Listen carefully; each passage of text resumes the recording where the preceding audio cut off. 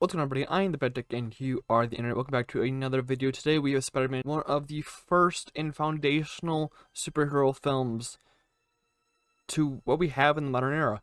Yeah, let's kind of just get into it. Spider-Man 2002 is very much in its own realm of things. Spider-Man is very much the same Raimi product at the same time. It's very much a 2002 film, and you can feel it in most things, in most like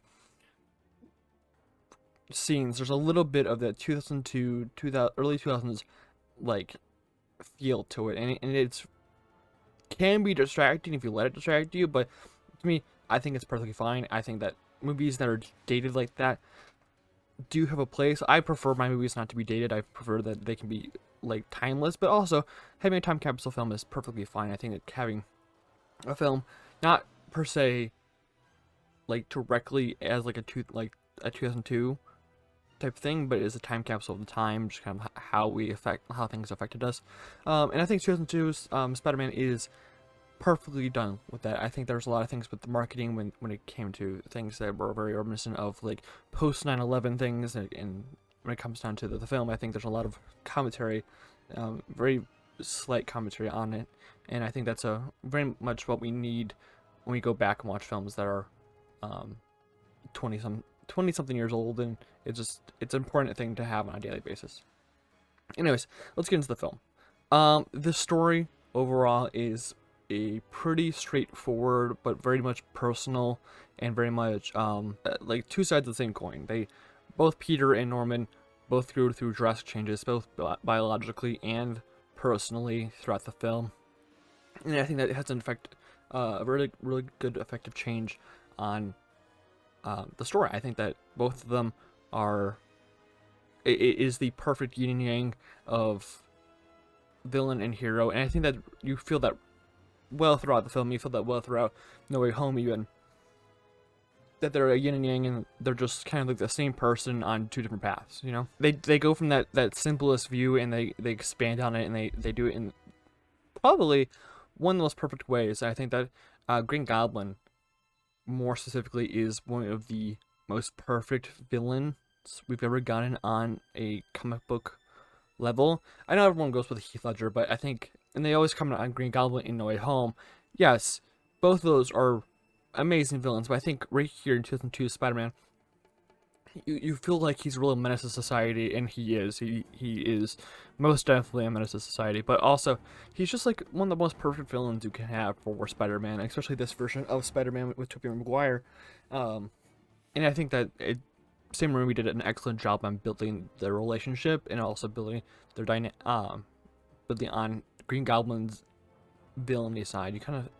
You see where he's coming from, but you also see that like there's this split between him and Norman, and that is so well done. I think that especially in the last like 30 minutes of the movie, the Norman Green Goblin split is so effective, and even the Goblin uses Norman as kind of like a shield from Peter, and I think that's just fantastically done. I think that was amazing.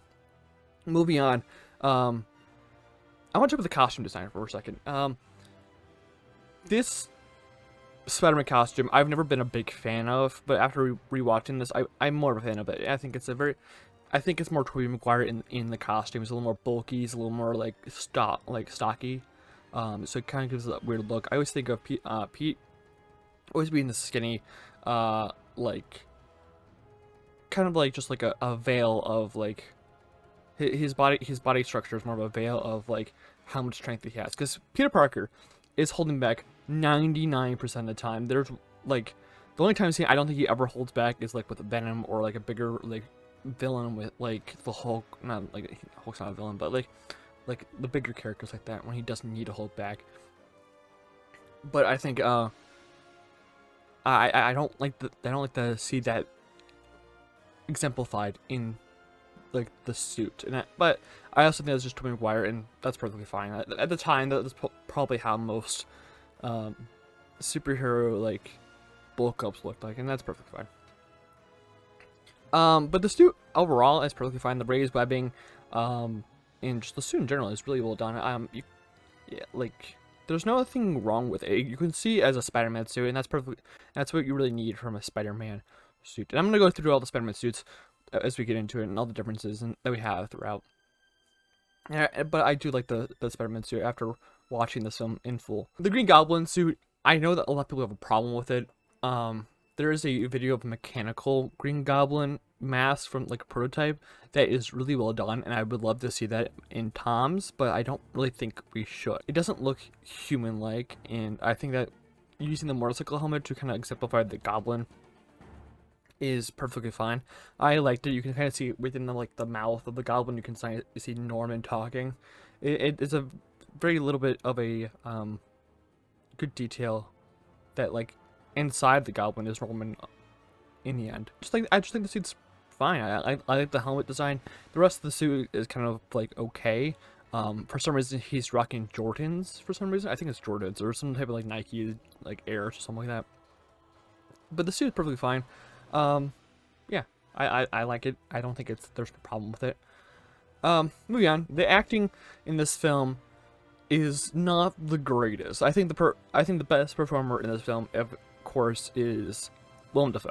Willem Dafoe does not give a fuck what anyone thinks about him, and I think that's perfect for his performance here. He just was like, oh, you want to fucking crazy man? I'm not gonna like take a day off and do this shit. I'm going full throttle, batshit crazy, and I love it. Willem Dafoe is an amazing actor. He takes this film from like probably over a 7 to like a 9. And I think Willem Dafoe is amazing.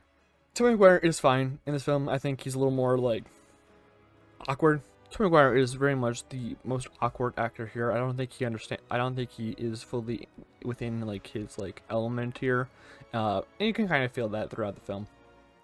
Kirsten Dunst is horribly bland.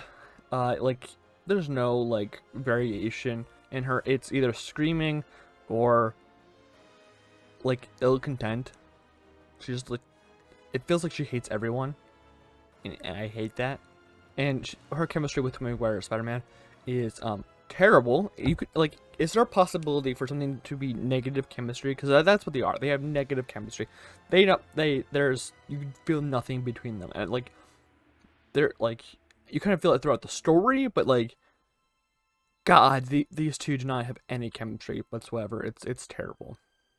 And finally, to our last main character, I guess you want to call him, is James Franco's Harry Osborn, who is just a whiny little brat. But that's kind of like his character, so I don't really have a problem with that.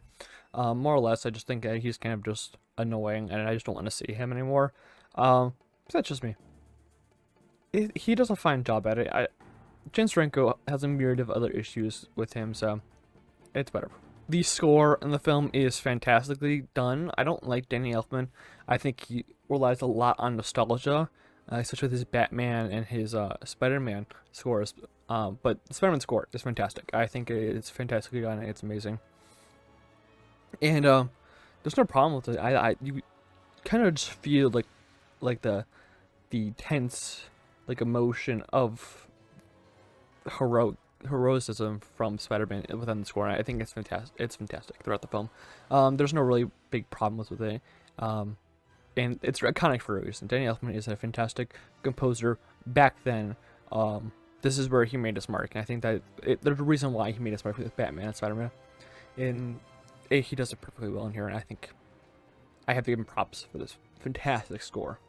Overall, I think this film is still fantastic. It's very much dated for the 2002 era, but I still love it. Like, in my heart of hearts, it's a fantastic film, and I think that, like I said, I haven't seen the other two Spider-Man films in quite a bit, at least Spider-Man 2. I saw Spider-Man 3 not too long ago, so I have a feeling this might be the best of the trilogy. Again, we're going to Spider-Man 2, which I haven't seen in forever, which everyone loves Spider-Man 2, and it is ranked in like the top 5 Spider-Man films of all time, and a lot of people still rank it above like the Spider-Verse films, which we'll get into this later with Into the Spider-Verse. We talked about Across the Spider-Verse last week, but we'll see how Spider-Man 2 fares next week. But thank you guys for watching. I'm the Bed Duck, and you are the internet. I hope you guys have a good rest of your day, and remember, merch is in the description. Remember to subscribe. It is always free, and I'll see you guys in the Spider-Man 2 review.